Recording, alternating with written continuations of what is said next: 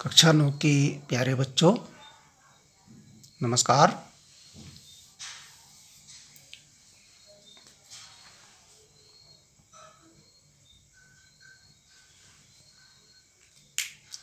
गणित में हमारा पाठ 8 चल गया है। चतुर्भुज पाठ 13 कंप्लीट हो गया था, इसलिए हमने चतुर्भुज पाठ को शुरू किया है, जिसका नाम है पाठ 8 चतुर्भुज।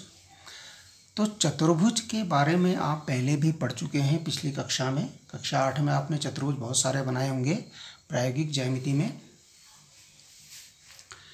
तो हमें ज्ञात है कि यदि हम 3 असररेख बिंदुओं को जोड़कर आकृति बनाते हैं तो हमें त्रिभुज प्राप्त होता है। जैसे कि 3 असररेख बिंदु हमारे पास ये हैं, इनका नाम है A, B, C। तो इसको यदि हम मिलाते हैं आपस में, A से B को मिलाया, B से C को मिलाया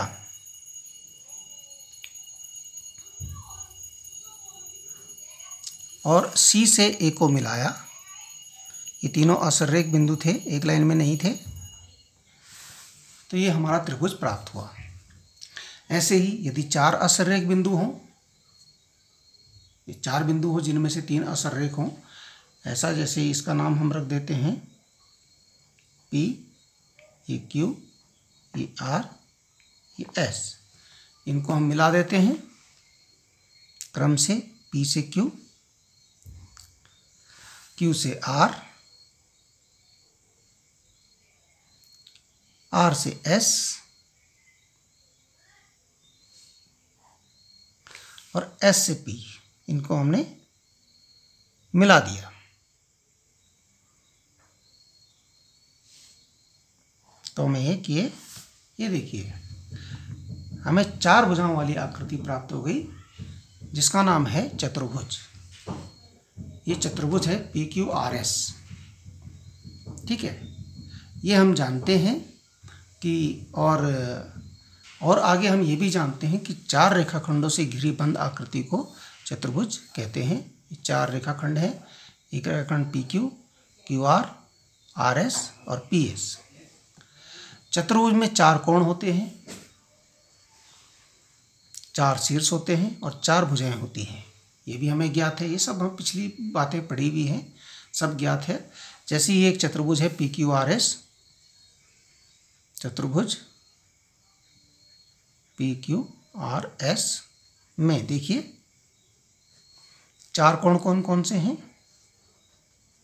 कोण P, कोण Q, कोण R व कोण S। 4 कोण, कोण P, कोण Q, कोण R, कोण S। अच्छा, 4 शीर्ष हैं, 4 शीर्ष।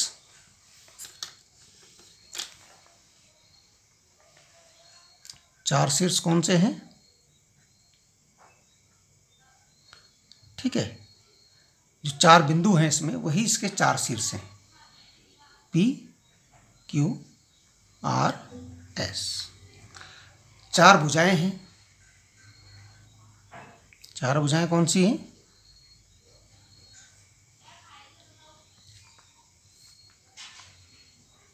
एक PQ भुजा, इसको ऐसे लिखते हैं। एक QR भुजा, देखिए PQ भुजा ये हो गई, PQ भुजा, फिर QR भुजा, फिर RS भुजा, फिर SP भुजा। PQ भुजा, QR भुजा, RS भुजा और SP भुजा। ये 4 भुजाएं हैं, ये हम पहले से ही जानते हैं। और भी बातें हम जानते होंगे। चलो आगे बढ़ते हैं। अब है चतुर्भुज का कोण योग गुण।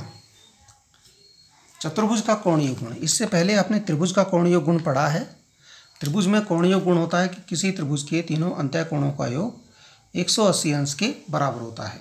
ये तो होता है त्रिभुज का कोण योग गुण।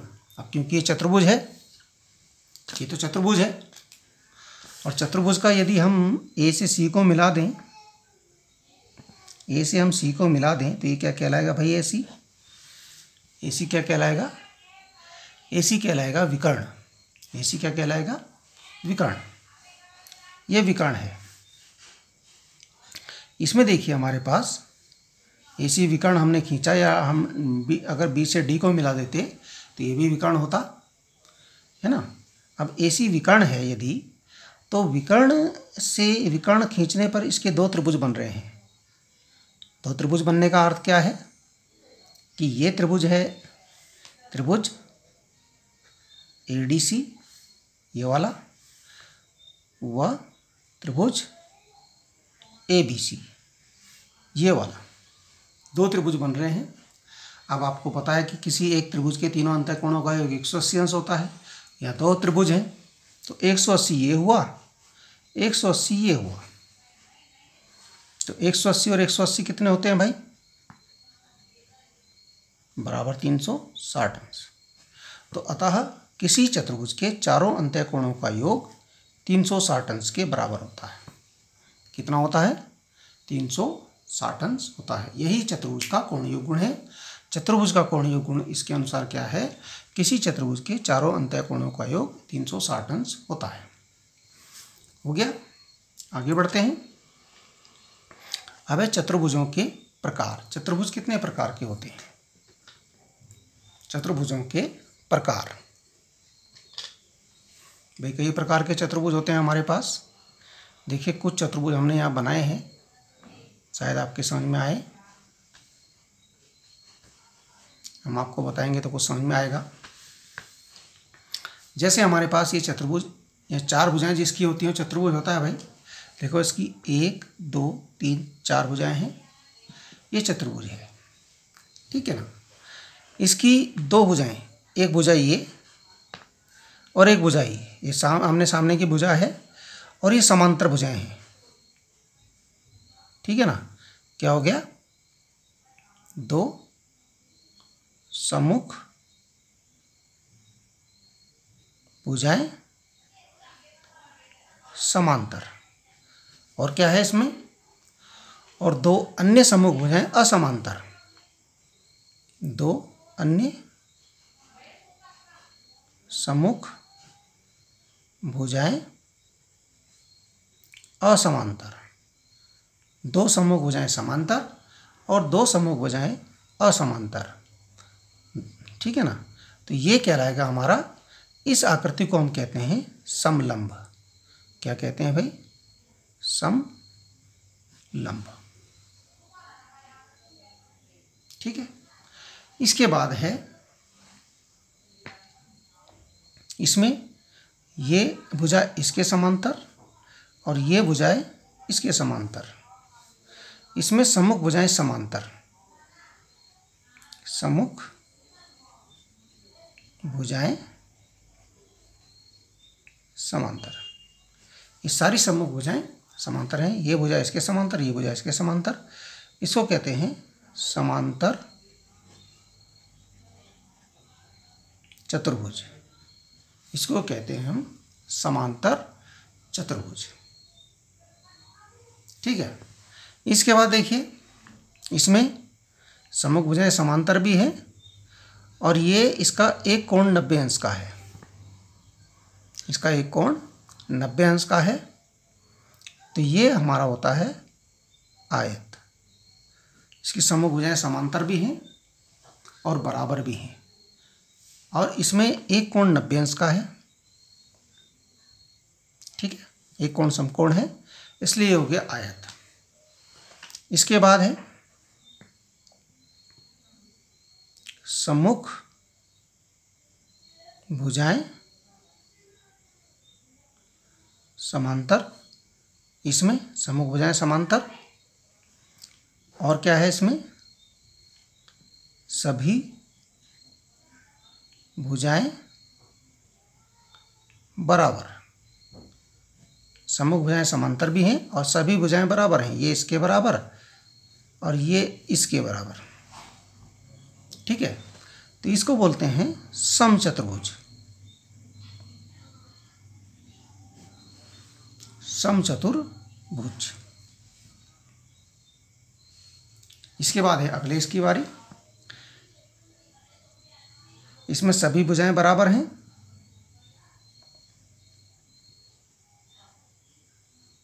सभी भुजाएं बराबर, ये इसके बराबर और ये इसके बराबर। और क्या है इसमें, एक कोण 90 अंश, यानी एक कोण समकोण। इसलिए क्या हो गया, तब ये क्या हो गया, वर्ग। ये क्या हो गया, वर्ग। इसके बाद एक चतुर्भुज और है, देखिए इसमें भी 4 भुजाएं हैं, 1 2 3 4। इसमें क्या है, ये भुजा इसके बराबर और ये भुजा इसके बराबर, यानी आसन्न भुजाएं बराबर, आसन्न भुजाओं के 2 युग्म, बराबर आसन्न भुजाओं के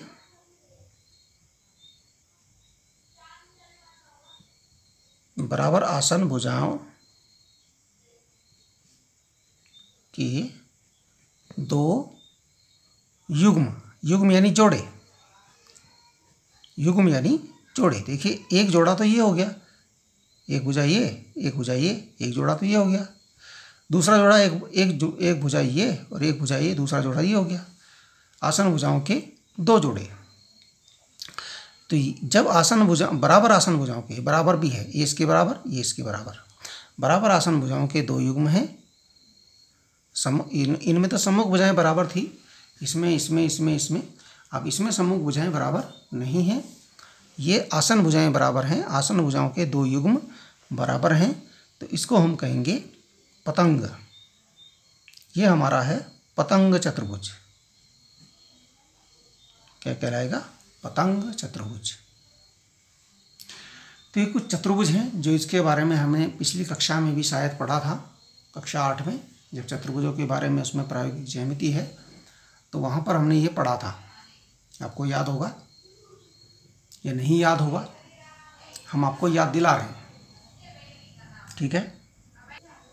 अब देखिए आगे बढ़ते हैं, समांतर चतुर्भुज। अब समांतर चतुर्भुज क्या होता है, समांतर चतुर्भुज ऐसा चतुर्भुज होता है जिसकी सम्मुख भुजाएं समांतर होती हैं। सबसे पहला गुण है इसका कि सम्मुख भुजाएं समांतर होती हैं। यदि इसकी सम्मुख भुजाएं समांतर हैं, इसका मतलब ये समांतर चतुर्भुज है।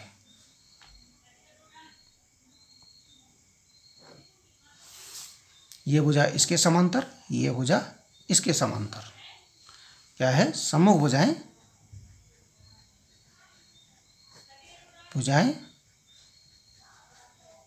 समांतर, सम्मुख भुजाएं समांतर होती हैं। सबसे पहला गुण इसका ये होता है, और इसी के लिए इसका नाम पड़ा हुआ है समांतर चतुर्भुज। इसके और भी बहुत सारे गुण होते हैं समांतर चतुर्भुज के, क्योंकि समांतर चतुर्भुज ही इम्पोर्टेंट है इसमें पढ़ना हमारे लिए, इसलिए समांतर चतुर्भुज के बारे में हमें सब कुछ जानना आवश्यक है, क्योंकि समांतर चतुर्भुज के बारे में ही हमारे कोर्स में है। तो एक समांतर चतुर्भुज का विकर्ण, पहला गुण है इसका, समांतर चतुर्भुज के कुछ गुण हैं। एक समांतर चतुर्भुज का विकर्ण उसे दो सर्वांगसम त्रिभुजों में विभाजित करता है, ठीक है। जैसे ये एक समांतर चतुर्भुज है, मान लिया जाए कि ये एक समांतर चतुर्भुज है।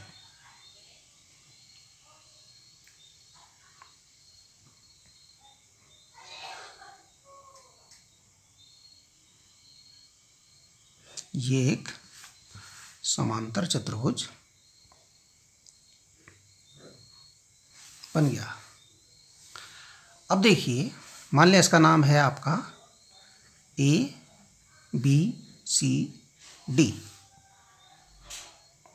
तो इसका हम यदि कोई विकर्ण खींचते हैं, मान लीजिए हमने ये विकर्ण खींचा, तो ये कह रहा है कि इस समांतर चतुर्भुज का विकर्ण उसे 2 सर्वांगसम त्रिभुजों में विभक्त करता है। ये त्रिभुज हो गया ABD और ये त्रिभुज हो गया CDB। तो ये त्रिभुज, दोनों त्रिभुज आपस में बराबर होंगे, या कह सकते हैं कि सर्वांग सम होंगे। त्रिभुज ABD सर्वांग सम, त्रिभुज CDB सर्वांग समता का चिन्ह है। पिछली कक्षा में आपने पढ़ा होगा या उससे पिछली कक्षा में पढ़ा होगा। या ऐसे दूसरा विकर्ण भी खींच सकते हैं। विकर्ण बदल दें हम।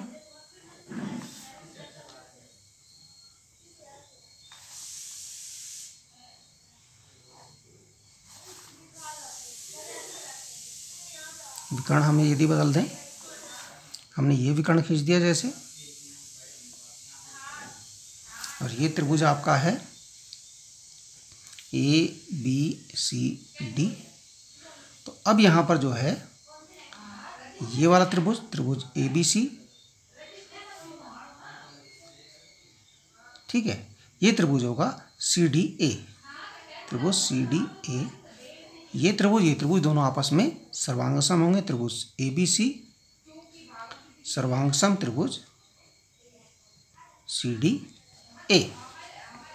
ये कह रहा है कोई भी विकर्ण उसको दो बराबर त्रिभुज कह सकते हैं। ये सर्वांग सम त्रिभुजों में विभाजित करता है। ठीक है, आगे बढ़ेंगे। इसके बाद एक और गुण है, एक समांतर चतुर्भुज की सम्मुख भुजाएं बराबर होती हैं। समांतर चतुर्भुज में सम्मुख भुजाएं बराबर होती हैं। ये भी इसका गुण है कि किसी भी समांतर चतुर्भुज की सम्मुख भुजाएं बराबर होती हैं।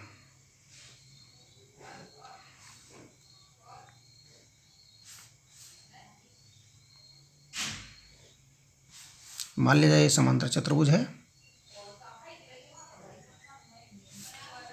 यह है PQRS। तो इसमें सम्मुख भुजाएं जो होंगी, सामने सामने की भुजाएं जो होंगी, जैसे PQ बराबर होगी SR। यह भुजा इस भुजा के बराबर होगी, सम्मुख भुजा। और QR बराबर होगी PS। यह भुजा इस भुजा के बराबर होगी। तो एक समांतर चतुर्भुज की यदि कोई चतुर्भुज समांतर चतुर्भुज है तो उसकी सम्मुख भुजाएं बराबर होंगी। इसके बाद आगे, एक समांतर चतुर्भुज में सम्मुख कोण भी बराबर होते हैं। मान लिया जाए हमारे पास एक समांतर चतुर्भुज है।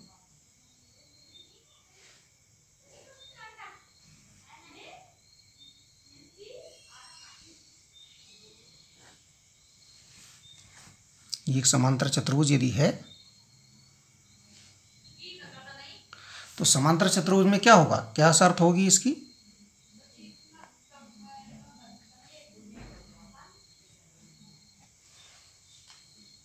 क्या होगा? ये कोण इस कोण के बराबर होगा और ये कोण इस कोण के बराबर होगा।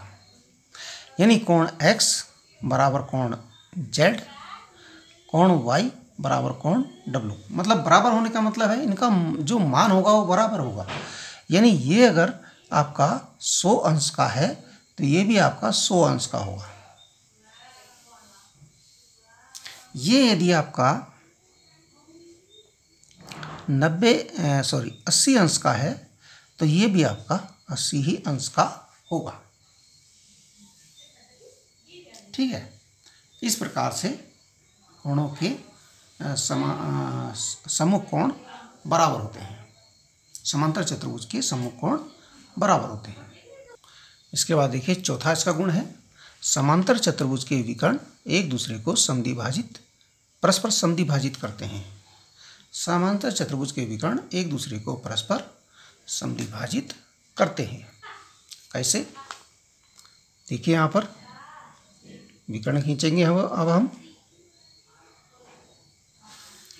ये मैंने समांतर चतुर्भुज बनाए, मान लिया जाए।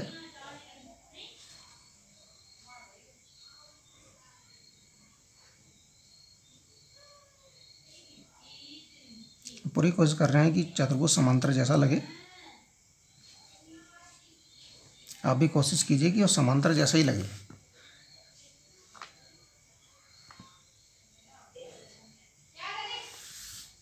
तो यहाँ देखिए ये जो समांतर चतुर्भुज के विकर्ण एक दूसरे को परस्पर समद्विभाजित करते हैं। ये समांतर चतुर्भुज है, इसके विकर्ण ये मान लिया जाए हमारे पास समांतर चतुर्भुज है, उसका नाम हम क्या रखें, KLMN, ये हमने रखा। KLMN एक समांतर चतुर्भुज है। तो इसके विकर्ण जो है, मान लिया जाए ये विकर्ण LN है और ये विकर्ण KM है। तो ये जो यहाँ पर एक बिंदु है जिस पर ये काट रहे हैं, प्रतिच्छेद कर रहे हैं, एक बिंदु पर प्रतिच्छेद कर रहे हैं, कौन सा बिंदु है वो, मान लिया जाए ये बिंदु आपका O बिंदु है। O बिंदु पर ये प्रतिच्छेद कर रहे हैं। तो यहाँ ये कहने का अर्थ है कि ये दोनों, जहाँ O बिंदु होगा, ये O बिंदु इस वाले विकर्ण का भी मध्य बिंदु होगा KM का, और LN का भी मध्य बिंदु होगा। ठीक है ना। यानी मध्य बिंदु का होने का अर्थ क्या है, KM का मध्य बिंदु O है, इसका अर्थ क्या है, KO बराबर OM। KO यहाँ से यहाँ तक की दूरी और यहाँ से यहाँ तक की दूरी बराबर होगी, या LO बराबर ON, यानी ये दूरी और ये दूरी आपस में बराबर होगी। ठीक है। अच्छा, ये समझ गए होंगे आप। अच्छा, इसके कुछ गुण थे। अब देखिए आगे आगे बढ़ते हैं। एक प्रश्न हमने आपके लिए रखा है यहाँ पर,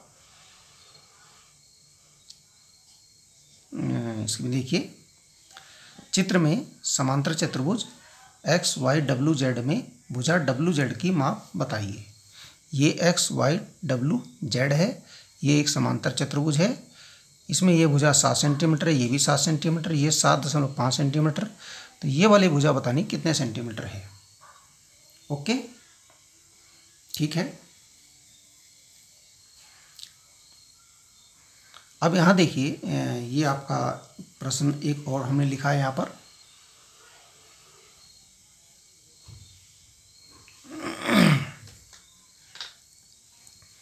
कि एक समांतर चतुर्भुज ABCD है। ये देखिए ABCD समांतर चतुर्भुज है। इसमें कोण X, कोण Y, कोण Z का मान ज्ञात कीजिए। ये कोण यहाँ पर A पर 115 अंश है, B पर X है, C पर Y है, D पर Z है। X, Y, Z का मान ज्ञात करना है। ध्यान रहे कि ये एक समांतर चतुर्भुज है ABCD। समांतर चतुर्भुज के सम्मुख कोण बराबर होते हैं, ये भी ध्यान रखना। ठीक है। चतुर्भुज का कोणीय गुण भी ध्यान रखना, बस उस आधार पर ये काम आपने करना है। अगर आपको नहीं आए तो पूछना है। ठीक है। ये प्रश्न आप नोट कर लीजिए कि समांतर चतुर्भुज ABCD में XYZ का मान ज्ञात कीजिए। यहाँ पर चित्र में देखिए 115 अंश XYZ ये ज्ञात करने हैं। ठीक है। चलो आगे हमारे पास है आयत। आयत के गुण। आयत क्या होता है? आयत आपने पिछली कक्षाओं में बहुत पढ़ा होगा कि आयत क्या होता है। आयत से संबंधित प्रश्न कक्षा 7 से ही शुरू हो गए, 6 में भी आ गए हों क्या पता। आयत का क्षेत्रफल बराबर लंबाई गुणा चौड़ाई, है ना, होता ही है। तो सम्मुख भुजाएं बराबर होती हैं, आमने सामने की भुजाएं। ये भुजा इसके बराबर, ये भुजा इसके बराबर होती है। सभी कोण समकोण होते हैं। ये कोण 90 अंश, ये कोण भी 90 अंश, ये कोण भी 90 अंश, ये कोण भी 90 अंश। प्रत्येक कोण समकोण होता है, यानी कि 90 90 90 90 जोड़ेंगे हम। ठीक है। सम्मुख कोण बराबर भी हो गए, 90 90 90 90, ऐसे भी कह सकते हैं। विकर्ण बराबर होते हैं, इनके विकर्ण जो खींचेंगे हम वो आपस में बराबर होंगे।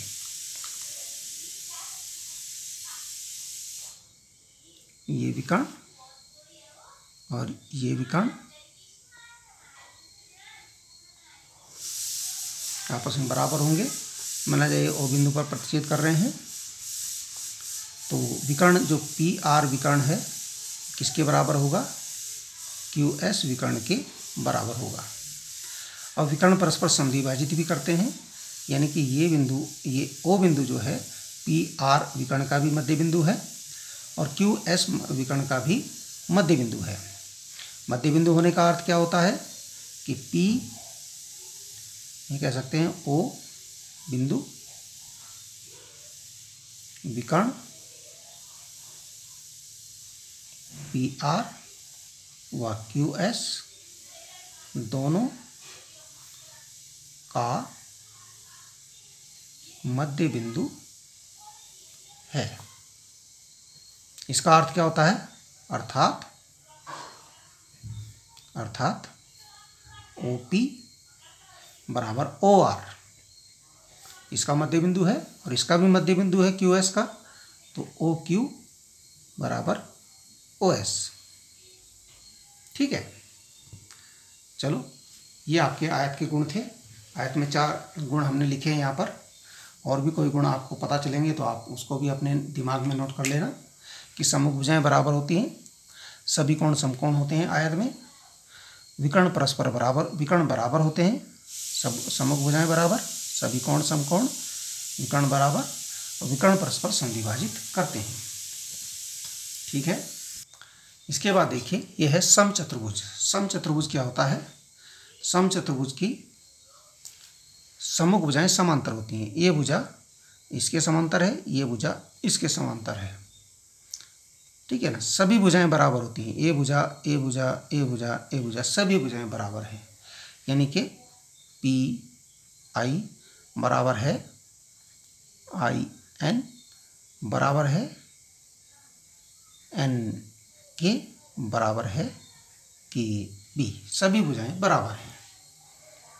सम्मुख कोण बराबर होते हैं, यानी कोण P बराबर कोण N, कोण I बराबर कोण K, ये बराबर होते हैं।